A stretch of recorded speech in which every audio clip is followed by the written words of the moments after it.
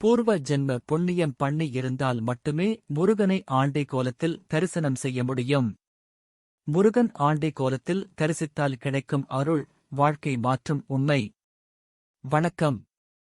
முருகன் ஆண்டை கோலத்தில் தரிசனம் கிடைப்பது மிகப்பெரிய புண்ணியம் என்று கூறப்படுகிறது.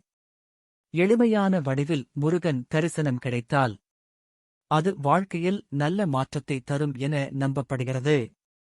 ஆண்டை கோலத்தில் இருக்கும் முருகன் எளிமை, தாழ்மை, கருணை ஆகியவற்றின் அடையாளமாக கருதப்படுகிறார்.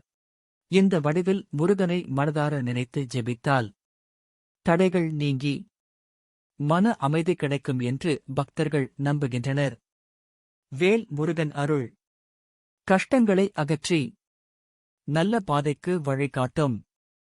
முருகா, ஆண்டை கோலத்தில் அருள் புரிவாய். என் வாழ்க்கை தடைகள் நீக்குவாய். வேல் முருகா, காப்பாய். சரவணபவ அருள் தருவாய். முருகா, ஆண்டை கோலத்தில் அருள் புரிவாய்.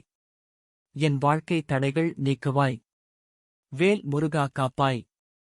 சரவணபவ அருள் தருவாய். முருகன் அருள் அனைவருக்கும் கிடைக்கட்டும். வேல் முருகன் துணை.